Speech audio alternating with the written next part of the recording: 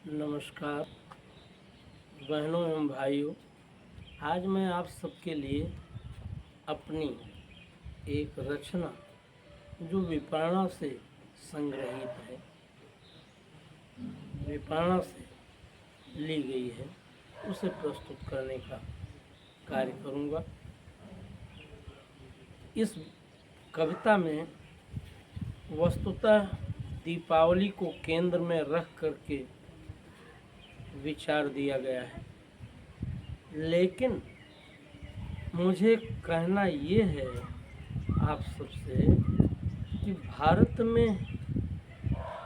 की सांस्कृतिक चेतना के संवाहक, उसके उन्नायक जो भी पर्व रहे हैं, जो भी पर्व हैं, आज उनमें दोष क्यों आ गए? आज उसमें व्यावसायिकता ने कैसे प्रवेश पा लिया है? आज उसमें स्वाभाविक रूप से मनाए जाने के उपलक्षण न दिखकर हलाकान होने की स्थिति क्यों बन रही है?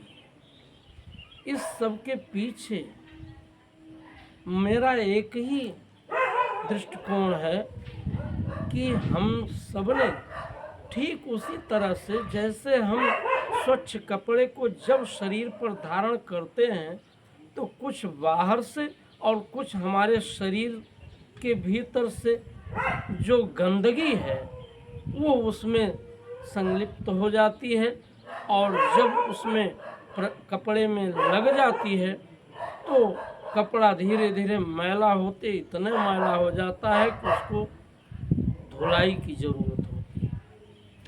ठीक उसी तरह से हमें ये चाहिए कि हम अपने त्योहारों में अनचाहे रूप से जो विकृतियां आ गई हैं, जो दोष आ गए हैं और जो अतिशय व्यावसायिकता ने प्रवेश पा लिया है, उसको दूर करने का कार्य करें।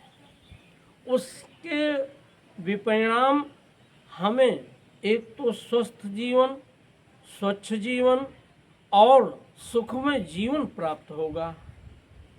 दूसरे, हम सहजतया से अपने त्योहारों की महत्ता को अपने जीवन में धारण भी कर सकें।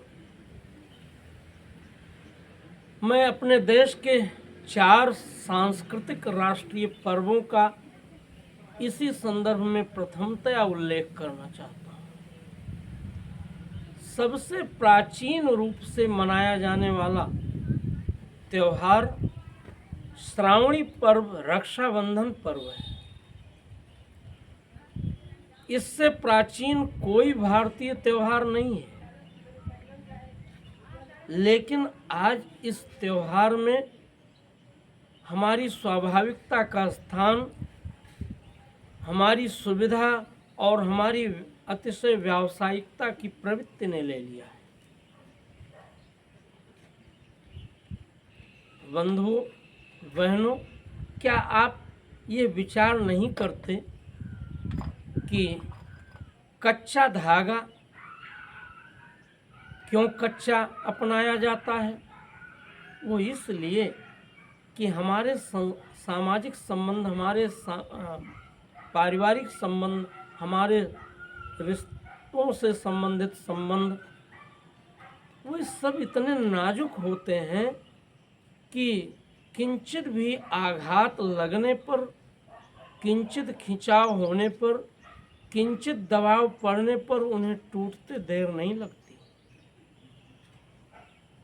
उनकी उपेक्षा किए जाने में देर नहीं लगती।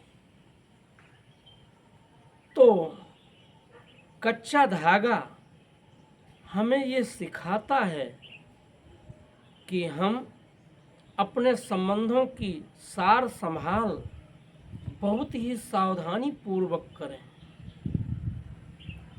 समाज में 3 तरह के लोग होते हैं। एक वे हैं जो संबंधों को पूरी पवित्रता के साथ जीते हैं।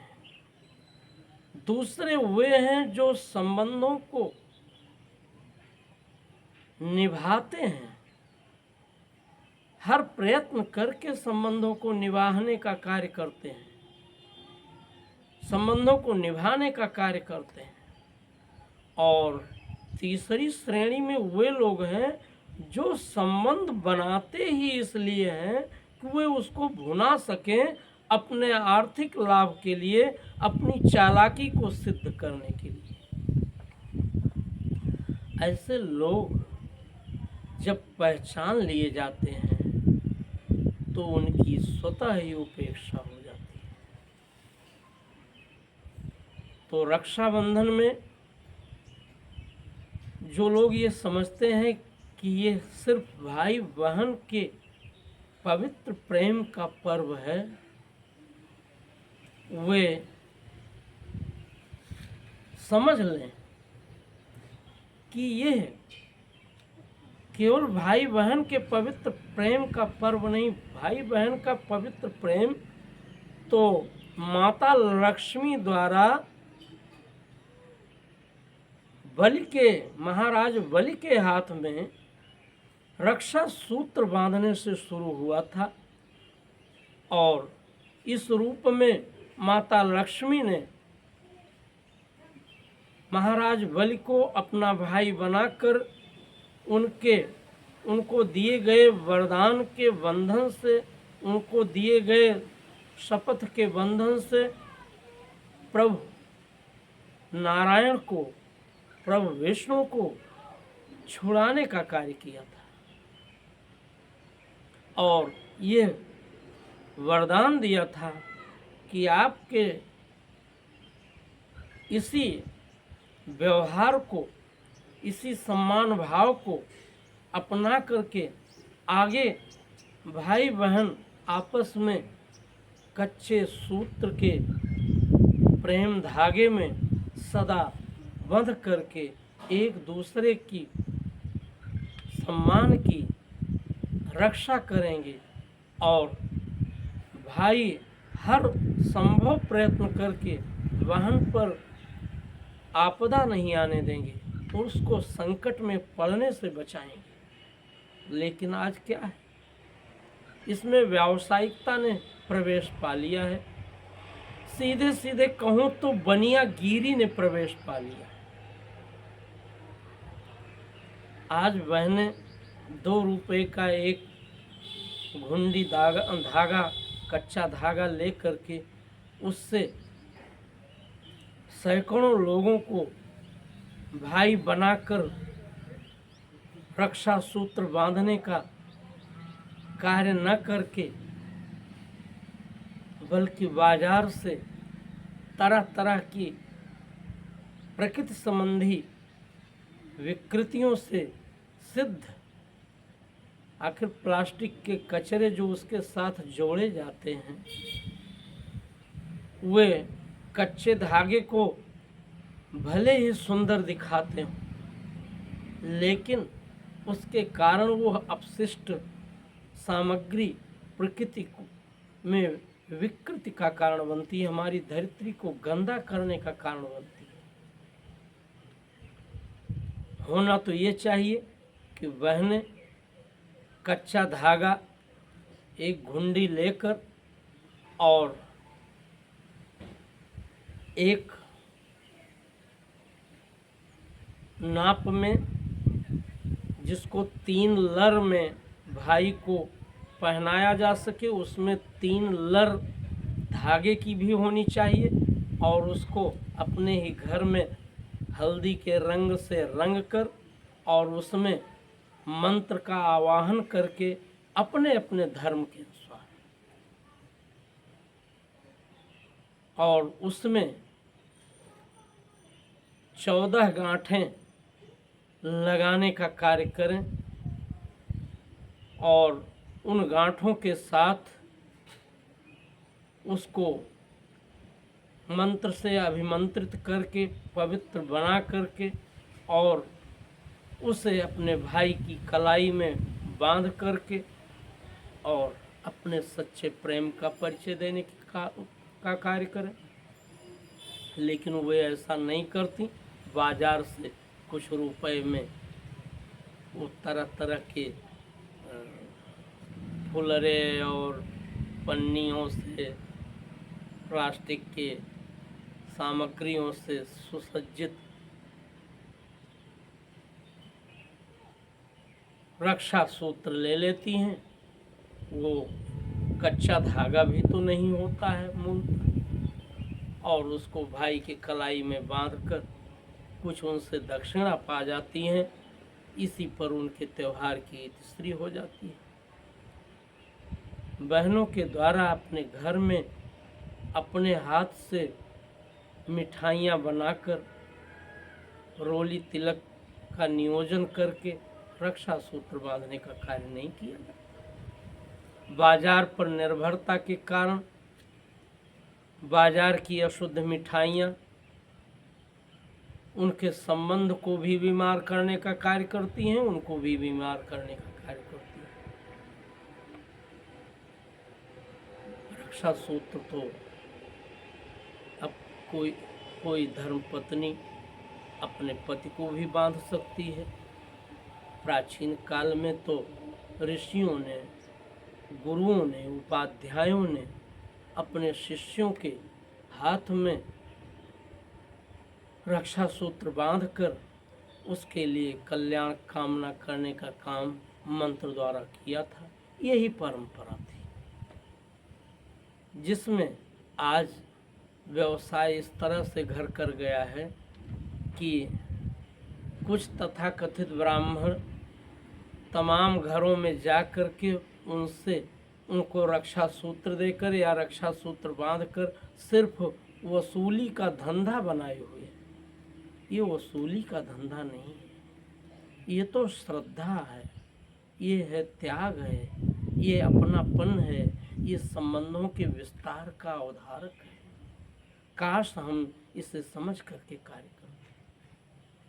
यही बात अगर हम दीपावली के संबंध में कहें, इस दीपावली में भी मुख्यतः घृत या तैल से दीप जलाकर घने अंधकार में अपने भीतर के अज्ञानता के अंधकार को दूर करने की प्रेरणा लेते हुए जगमग दियों से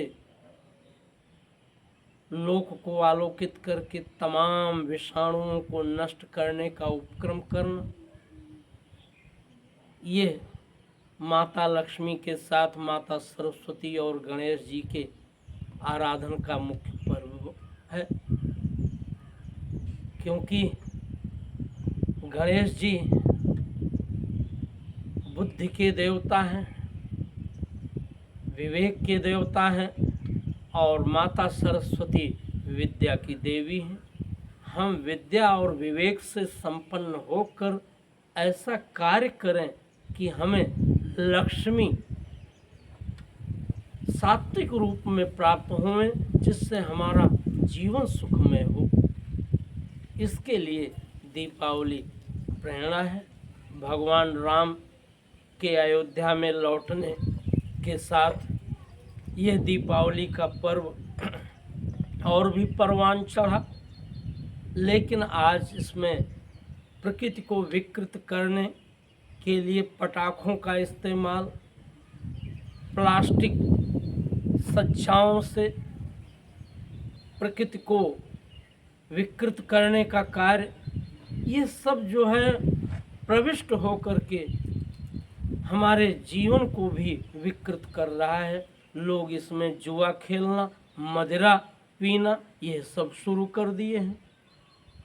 दीपावली के त्यौहार में ये तो नहीं था, लेकिन कैसे दीपावली के त्यौहार में व्यावसायिकता के कारण पटाखा घुस गए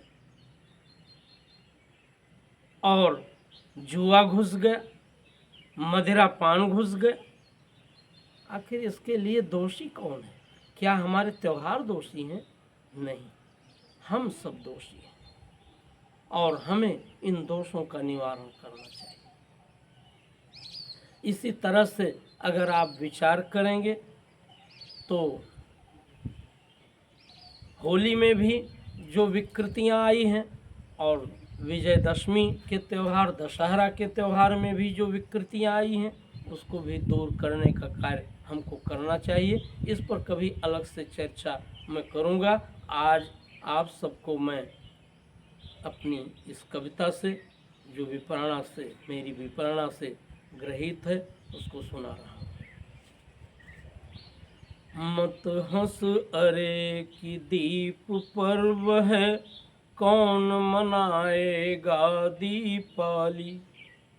मत हंस अरे कि दीप पर्व है, कौन मनाएगा दीपावली। जब जन जन के प्राण प्राण में छाई सघन घोर अंधियाली। जब जन जन के प्राण प्राण में छाई सघन घोर अंधियाली। जब जीवन यापन के खातिर पड़े हैं चार चने के लाले। जब जीवन यापन के खातिर, जब जीवन यापन के खातिर पड़े हैं चार चने के लाले। नर उर में नवयुग विद्युत के दीप करेंगे न कभी उजाले। नर उर में नवयुग विद्युत के दीप करेंगे न कभी उजाले। राग द्वेष धिक छुआछूत के, राग द्वेष धिक छुआछूत के उकस रहे उर अभी फफोले। रह रह कर जब मानवता पर छूट रहे दानव बम गोले। अभी स्वार्थ चंदो वे तल में नाच रहा हो कर नर नंगा। अभी स्वार्थ चंदो वे तल में नाच रहा हो कर नर नंगा। जाति धर्म के पार्श्व टेक ले नित्य हो रहा खूनी दंगा। जाति धर्म के पार्श्व टेक ले नित्य हो रहा खूनी दंगा।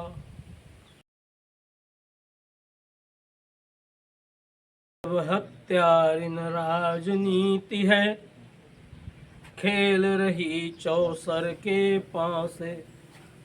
पूंजीपतियों के जबड़े में, पूंजीपतियों के जबड़ों में जब गरीब ले रहा है सांसें। जब हत्यारिन राजनीति है, खेल रही चौसर के पासे। पूंजीपतियों के जबड़ों में जब गरीब ले रहा है सांसें। जब तक मिटे न सब विधि शोषण, जब तक मिटे न सब विधि शोषण, झूठा दीपक पर्व मनाना। हर उर में जब बसा अमावस, हर उर में जब बसा अमावस, तब तक व्यर्थ ये दीप सजाना। हर उर में जब बसा अमावस, तब तक व्यर्थ ये दीप सजाना। सच्चिंतन सत्कर्म ध्येय ले, सच्चिंतन सत्कर्म ध्येय ले, लाए जीवन में परिवर्तन। सच्चिंतन सत्कर्म ध्येय ले, लाए जीवन में परिवर्तन। दीपावली का है अभीष्ट जग में समता मनुता परिवर्धन। दीपावली, दीपावली का है अभीष्ट जग में समता मनुता परिवर्तन। दीपावली का है अभीष्ट जग में समता मनुता परिवर्धन। धन्यवाद बहनों एवं भाइयों, आप सबको ये रचना पसंद आई होगी। आप इसे सब्सक्राइब करें और इस पर अपनी टिप्पणी ज़रूर देने की कृपा करें। और अगर ये दृष्टिकोण आप सबको अच्छा लगे तो लोगों तक इसका प्रसार भी करें। जय हिंद।